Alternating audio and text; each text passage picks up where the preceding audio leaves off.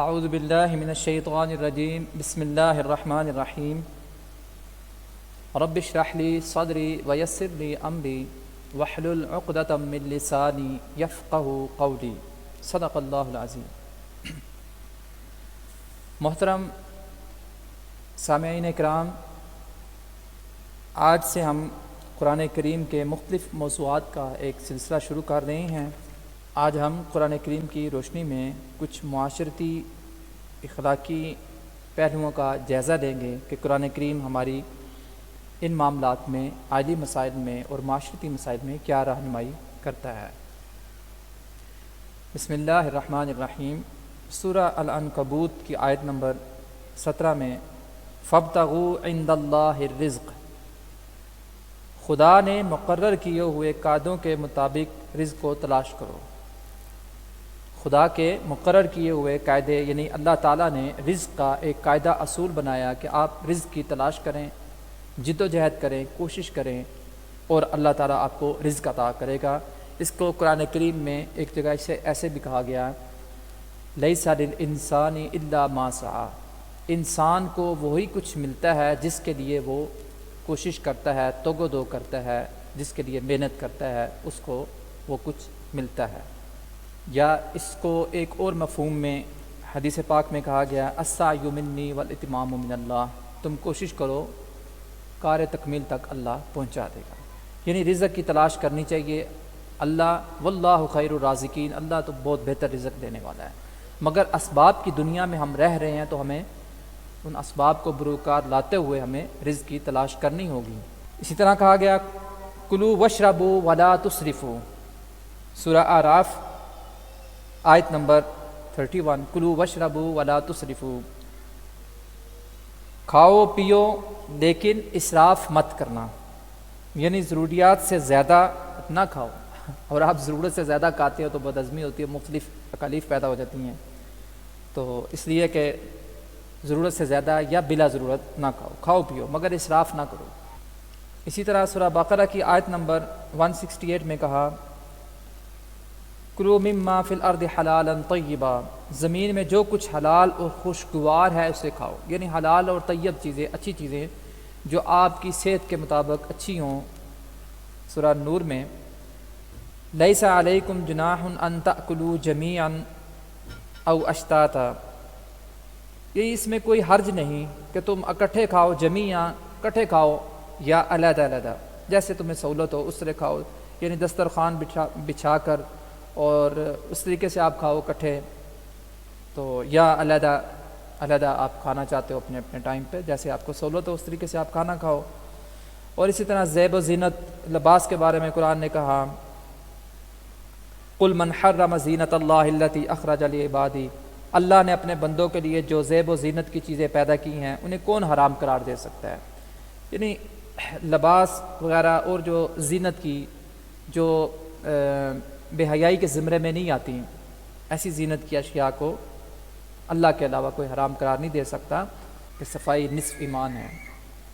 تو اچھا لباس پہننا چاہیے، صاف ستھرا لباس پہننا چاہیے، ضروری نہیں ہے کہ بہت قیمتی ہو، صاف ستھرا ہو، اچھا ہو، صاف ستھرے رہنا چاہیے۔ انداز گفتگو کیسا ہونا چاہیے؟ ظاہری بات ہے کہ ایک مہذب معاشرے میں بڑا شائستہ انداز گفتگو ہونا چاہیے، شائستگی سے اور خوبصورت الفاظ سے، اچھے الفاظ کا چناؤ کرنا چاہیے بات چیت کے دوران، اور بات چیت واضح کرنی چاہیے جو الفاظ ہم بولیں۔ قرآن کریم نے کہا وَقُولُوا قَوْلًا سَدِيدًا، ہمیشہ صاف واضح سیدھی بات کرو، جو بات کرو وہ شائستہ اور مہذب گفتگو کرو، اور سادہ انداز سے سیدھی بات ہو، اس میں کوئی الجھاؤ نہ ہو، آپ کی بات واضح ہونی چاہیے۔ اسی طرح سورہ النساء میں کہا وَقُولُوا لَهُمْ قَوْلًا مَعْرُوفًا، ایسی زبان بولو جو معاشرہ میں شریفوں کی زبان تسلیم کی جاتی ہو، جو معروف ہو، ایسا قول قول معروف جو قول معروف ہو، اچھا سمجھا جاتا ہو معاشرے کے اندر، اور اچھے انداز، اچھے لب و لہجہ سے بات کریں۔ سورہ بنی اسرائیل میں کہا وَقُلْ لِعِبَادِي يَقُولُوا الَّتِي هِيَ أَحْسَنُ، اب کہہ دیجئے میرے بندو خوبصورت انداز سے آپ احسن طریقے سے اچھی اچھی باتیں کیا کرو۔ وَاجْتَنِبُوا قَوْلَ الزُّورِ، اس سے اجتناب کرو، بچو، مکر و فریب، تصنع، بناوٹ، دھوکہ دہی، فریب کاری، چال بازی، ایسی باتیں، اس انداز سے اس طرح کی باتیں نہ کیا کرو۔ وَإِذَا قُلْتُمْ فَعْدِلُوا، اور جب بھی تم بات کرو عدل و انصاف کی بات کرو، فَعْدِلُوا، اعتدال سے بات کرو۔ وَلَا تَلْبِسُوا الْحَقَّ بِالْبَاطِلِ وَتَكْتُمُوا الْحَقَّ، سچ کو کبھی نہ چھپاؤ اور نہ ہی سچ کے ساتھ جھوٹ کو ملا کر بیان کرو۔ وَاغْضُضْ مِنْ صَوْتِكَ إِنَّ أَنْكَرَ الْأَصْوَاتِ لَصَوْتُ الْحَمِيرِ، اپنی آواز کو نیچا رکھو، اپنی آواز کو پست رکھو، دھیمے لہجے سے، خوش اخلاقی سے بات کرو۔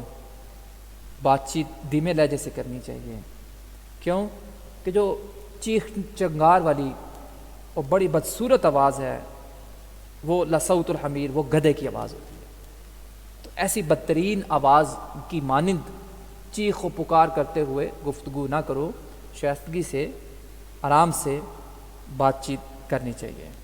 وَاغْضُضْ مِنْ صَوْتِكَ، دھیمے لہجے سے گفتگو کریں۔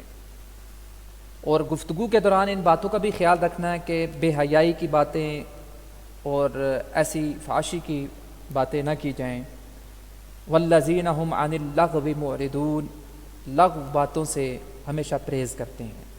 وہ لوگ جو ہیں، وہ مومن لوگوں کی بات یہاں بتائی جا رہی ہے سورہ المومنون میں آیت نمبر 3 میں، کہ وہ ہمیشہ جب بات کرتے ہیں تو وہ اس سے پرہیز کرتے ہیں کہ اس میں کوئی بری باتیں شامل نہ ہو۔ سامعین اکرام، چند آیات مبارکہ سے ہم نے یہ سمجھنے کی کوشش کی ہے کہ آئلی زندگی میں، معاشرتی زندگی میں ہم نے ایک دوسرے سے بات چیت کیسے کرنی ہے، ہم نے زندگی کیسے گزارنی ہے، اور کیسا رویہ ہم نے اپنانا ہے، یعنی کہ پازیٹیو ایٹیٹیوڈ کے ساتھ، بہتر رویے کے ساتھ دوسروں کے ساتھ پیش آنا ہے، صفائی ستھرائی کا خیال رکھنا ہے، بات چیت اچھی طریقے سے کرنی ہے، شائستگی اور مہذب گفتگو کرنی ہے۔ امید ہے آپ کو یہ باتیں بآسانی سمجھ آئی ہوں گی، اور اس میں مزید بہتری کے لیے آپ اپنی آراء بھی دے سکتے ہیں، کمنٹس کر سکتے ہیں، مزید اس کو بہتر کیسے کیا جا سکتا ہے۔ اپنی دعاؤں میں یاد رکھیے، اپنا بہت سارا خیال رکھیں۔ اپنے میزبان شکیل لفی کو اجازت دیجیے، اللہ حافظ۔